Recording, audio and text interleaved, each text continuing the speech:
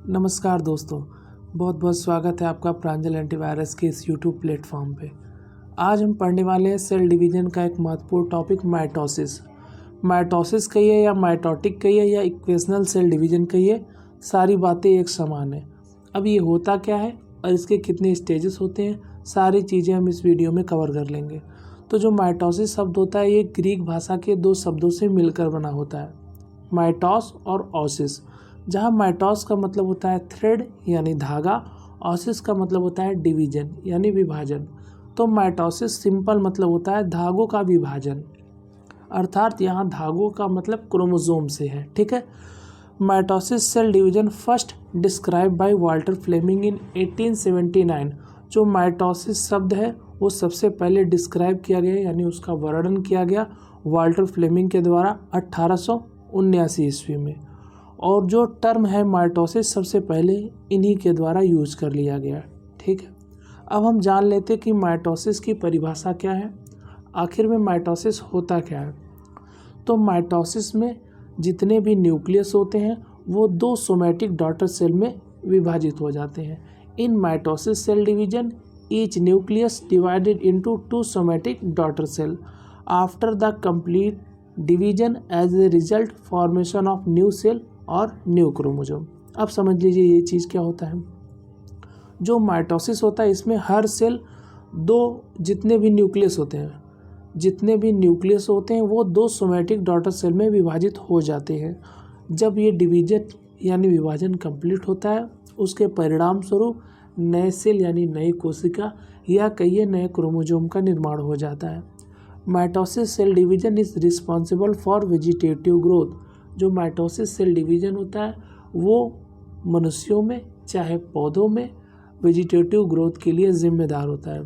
Growth दो type का होता है, पहला तो होता है वेजिटेटिव ग्रोथ और दूसरा होता है रिप्रोडक्टिव ग्रोथ। वेजिटेटिव ग्रोथ में बॉडी का निर्माण होता है और रिप्रोडक्टिव ग्रोथ में एक नए बच्चे का निर्माण होता है। यानी जब एक नया बेबी जन्म लेता है तो उसको कहते हैं रिप्रोडक्टिव ग्रोथ हुआ, और अगर उसी की बॉडी बढ़ रही है तो उसको कहते हैं ये वेजिटेटिव ग्रोथ हो रहा है। ठीक है। अब देख लीजिए उदाहरण के तौर पर जैसे हीलिंग ऑफ वुंड, चोट में जो हील होता है यानी अगर किसी को चोट लग जाता है वो भरता है किसकी वजह से, तो माइटोसिस सेल डिवीजन के। अगर कोई ऑर्गन हट गया है यानी कट गया है वो धीरे धीरे अगर आता है जैसे छिपकली की पूंछ, तो वो आती है माइटोसिस की वजह से। ये एनिमल और प्लांट दोनों में देखा गया है। तो माइटोसिस में जो 2n होता है वो 2n और 2n में डिवाइड हो जाता है।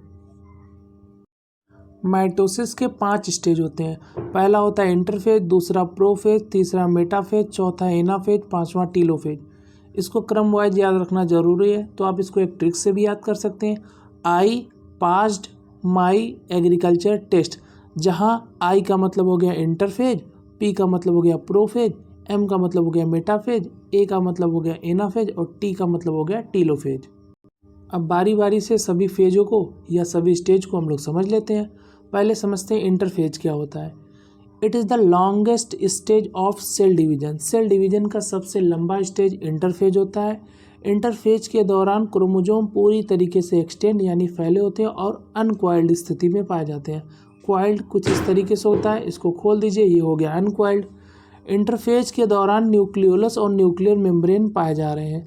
During interphase nucleolus and nuclear membrane are present, यानी कोशिका के अंदर पाया जाने वाला जो न्यूक्लियस होता है और न्यूक्लियर मेम्ब्रेन होता है ये स्पष्ट रूप से इंटरफेज में आपको दिखाई देता है। हार्वर्ड एक साइंटिस्ट हुए, इन्होंने इंटरफेज को 3 सब स्टेजेस में बांट दिया। पहले सब स्टेज का नाम है G1 फेज, जिसको हम फर्स्ट गैप के भी नाम से जानते हैं। दूसरे फेज का नाम है S फेज, जिसको हम सिंथेसिस फेज के भी नाम से जानते हैं। और तीसरे फेज का नाम है G2 फेज, जिसको हम कहते हैं सेकेंड गैप या गैप सेकेंड स्टेज के भी नाम से जानते हैं। ठीक है। तो जो G1 फेज होता है इसमें प्रोटीन और RNA का संश्लेषण होता है। जो S फेज होता है इसमें DNA का संश्लेषण होता है, जबकि जो G2 फेज होता है इसमें फिर से RNA और प्रोटीन का संश्लेषण होता रहता है। अब इंटरफेज का एक फिगर देख लीजिए। इसमें आप देख रहे हैं कि जो सबसे बाहरी परत है इसको कहते हैं न्यूक्लियर इनवलप या इसी को कह दीजिए न्यूक्लियर मेम्ब्रेन, कोई दिक्कत नहीं है।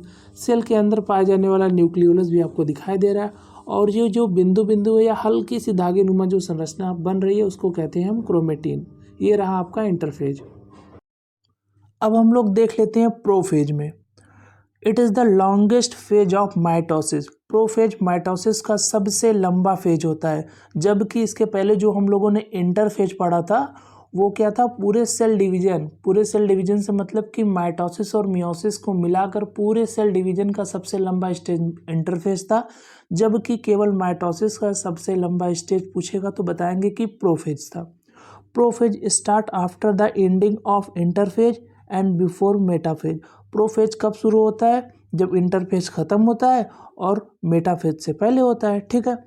The appearance of definite thread like structure in nucleus and nuclear membrane is the single most important event of prophase. Prophase में डिफिनिट यानी निश्चित धागे नुमा जो संरचना बनती है न्यूक्लियस में और न्यूक्लियर मेम्ब्रेन में, ये सबसे इम्पॉर्टेंट इवेंट है प्रोफेज का। During prophase nucleolus and nuclear membrane present. Prophase के दौरान न्यूक्लियोलस और न्यूक्लियर मेम्ब्रेन दोनों ही उपस्थित होते हैं। अब जो प्रोफेज है इसकी भी 3 अवस्थाएं मानी जाती है, अर्ली प्रोफेज, मिड प्रोफेज और एंड प्रोफेज। देखिए अर्ली प्रोफेज में क्या होता है कि जो क्रोमोसोम होते हैं कंपेरेटिवली लॉन्गर एंड थिनर, बहुत लंबे लंबे और पतले पतले होते हैं, कुछ इस तरीके से। जब मिड प्रोफेज आता है तो 2 chromatid of each chromosome become visible. अगर ये क्रोमोसोम है तो इसके पास 2 क्रोमेटिड है, ये क्रोमोसोम है इसके पास 2 क्रोमेटिड है। तो जब भी मिड प्रोफेज आता है तो हर एक क्रोमोसोम के दोनों क्रोमेटिड स्पष्ट रूप से दिखाई देने लगते हैं। दोनों क्रोमोसोम हैं, यहाँ देख रहे हैं, इसके 1 क्रोमेटिड 2 क्रोमेटिड, 1 क्रोमेटिड 2 क्रोमेटिड स्पष्ट रूप से दिखाई देते हैं। कब, मिड प्रोफेज में। जब एंड प्रोफेज की बारी आती है तो क्रोमोसोम और भी छोटे और मोटे मोटे हुए दिखाई देते हैं, कुछ इस तरीके से। ये ऐसे क्रोमोसोम, ये कुछ ऐसे क्रोमोसोम, यानी क्रोमोसोम की साइज छोटी हो जाएगी और वो थोड़े मोटे हो जाएंगे तो और भी स्पष्ट रूप से दिखाई देने लगते हैं। ये देख लीजिए फिगर में। अर्ली प्रोफेज में क्या है कि क्रोमोसोम बहुत ही पतले हैं और बहुत ही लंबे हैं, इतने लंबे हैं कि धागों की तरह उलझ गए हैं। जब मिड प्रोफेज आया तो हर एक क्रोमोसोम के 2 क्रोमेटिड स्पष्ट रूप से दिखाई दे रहे हैं। जबकि लेट प्रोफेज में क्या हुआ कि ये जो क्रोमोसोम है ये और भी मोटे हो गए और हल्के हल्के उसकी तुलना में, मिड प्रोफेज की तुलना में छोटे हो गए हैं, तो और भी स्पष्ट रूप से ये दिखाई दे रहे हैं। मेटाफेज स्टेज अब देख लेते हैं, इसमें क्या होता है। It is the middlest stage of mitosis. Mitosis का सबसे बीच वाला स्टेज कौन सा होता है, मेटाफेज होता है। In this stage 4 important event take place. इस अवस्था में क्या होता है कि 4 इंपॉर्टेंट घटनाएं घटती हैं। क्या क्या घटनाएं घटती हैं। पहला, डिसअपियरेंस ऑफ न्यूक्लियोलस। जो न्यूक्लियोलस होता है सेल के अंदर, ये सेल है, बीच में जो न्यूक्लियोलस होता है ये गायब होने लगता है। Break down of nuclear membrane, ये बाहर का जो परत है, ये बाहर की जो परत है ये भी ब्रेक डाउन होने लगती है। अपीयरेंस ऑफ स्पाइंडल फाइबर, एक स्पाइंडल फाइबर जैसी संरचना दिखाई देती है, कुछ इस तरीके से स्पाइंडल फाइबर जैसी संरचना दिखाई देती है। आगे फिगर में आपको दिखा देते हैं, ये जो निशान बन रहा है ये है स्पाइंडल फाइबर, ये स्पाइंडल फाइबर, ऐसी संरचना आपको दिखाई देने लगती है। Arrangement of chromosome on to a single plane is called equatorial plate. जो क्रोमोसोम का अरेंजमेंट होता है एक प्लेन एरिया पे होता है। अगर मान के चलते ये कोई प्लेन एरिया है तो क्रोमोसोम इस पे आके टिक जाते हैं, इस पे आके टिक जाते हैं। तो क्रोमोसोम का अरेंजमेंट एक सिंगल प्लेन एरिया पे होता है जिसको हम कहते हैं equatorial plate. Counting of chromosome is very easy in metaphase. Chromosome की काउंटिंग यानी गिनती बहुत ही आसान हो जाती है मेटाफेज में। ये क्वेश्चन कई बार पूछा गया है कि मेटाफेज में, या तो ऐसे पूछेगा कि किस स्टेज में क्रोमोसोम की काउंटिंग बहुत आसान होती है, तो आप बताएंगे कि मेटाफेज स्टेज में क्रोमोसोम की काउंटिंग बहुत आसान होती है। अब फिगर देख लेते हैं। यहाँ फिगर में आप देख रहे हैं कि, एक मिनट, इस फिगर में आप देख रहे हैं कि ये जो प्लेन एरिया है, ये जो बीच वाला एरिया है, इसको कहते हैं मेटाफेजिक प्लेट या इक्वेटोरियल प्लेट। और ये जो ऐसी संरचना बनी हुई है इसको हम कहते हैं स्पाइंडल फाइबर, जो क्रोमोसोम के एक दूसरे से बांधे रहता है। और बीच में देख रहे हैं क्रोमोसोम एक सिंगल प्लेन एरिया पे आ गया है, यहाँ इसी को हम लोग कह रहे थे कि मेटाफेजिक प्लेट या इक्वेटोरियल प्लेट। अब हम पढ़ते हैं एनाफेज। एनाफेज में क्या होता है। Anaphase start after metaphase and before telophase. Anaphase की शुरुआत जो होती है वो मेटाफेज के बाद होता है और टीलोफेज से जस्ट पहले होता है। During anaphase the two sister chromatids of each chromosome separate and migrate toward the opposite pole of the cell. Anaphase के दौरान जो दो क्रोमोसोम होते हैं, जितने भी क्रोमोसोम होते हैं उनके पास दो सिस्टर क्रोमेटिड होती है, वो सेल के अपोजिट डायरेक्शन पे चले जाते हैं। जैसे ये फिगर में आप देख रहे हैं कि ये एक क्रोमोसोम है और इनके पास दो सिस्टर क्रोमेटिड, एक ये है और एक ये है। ये दोनों सिस्टर क्रोमेटिड एक दूसरे के अपोजिट पोल पर चले जाएंगे। अगर ये वाला सिस्टर क्रोमेटिड यहाँ चला जाता है तो ये नीचे वाला सिस्टर क्रोमेटिड यहाँ चला आएगा, तो ये अपोजिट डायरेक्शन में चले जाते हैं। अब क्या होता है, nucleolus and nuclear membrane are absent. Anaphase की अवस्था में न्यूक्लियोलस एंड न्यूक्लियर मेम्ब्रेन दोनों ही एब्सेंट होते हैं।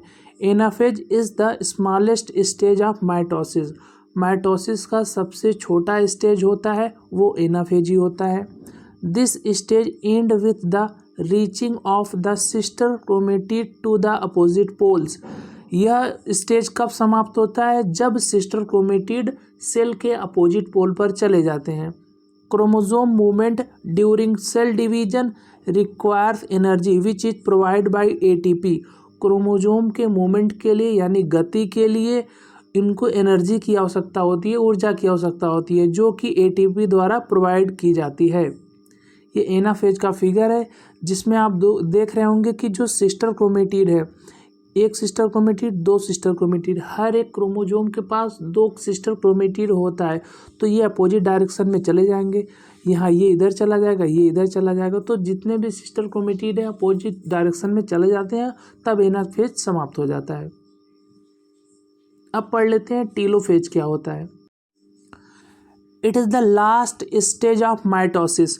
माइटोसिस की सबसे अंतिम स्टेज जो होती है वो होती है telophase, also called reverse prophase. इसको हम प्रोफेज का उल्टा मानते हैं, इसलिए हमको कहते हैं कि ये स्टेज जो है रिवर्स प्रोफेज स्टेज कहलाता है।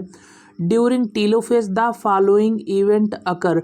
टीलोफेज के दौरान जो महत्वपूर्ण घटनाएं घटती हैं वो निम्न इस प्रकार हैं। पहला क्या है, the chromosome uncoiled so that they become very long and thin.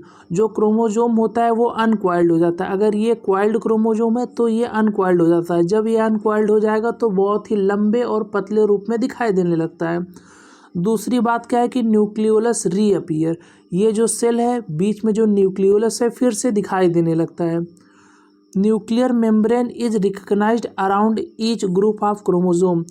हर एक क्रोमोसोम के अराउंड न्यूक्लियस मेम्ब्रेन भी दिखने लगता है, यानी जो न्यूक्लियोलस और न्यूक्लियर मेम्ब्रेन इसके पहले समाप्त हो गए थे वो टीलोफेज के दौरान पुनः जीवित होने लगते हैं।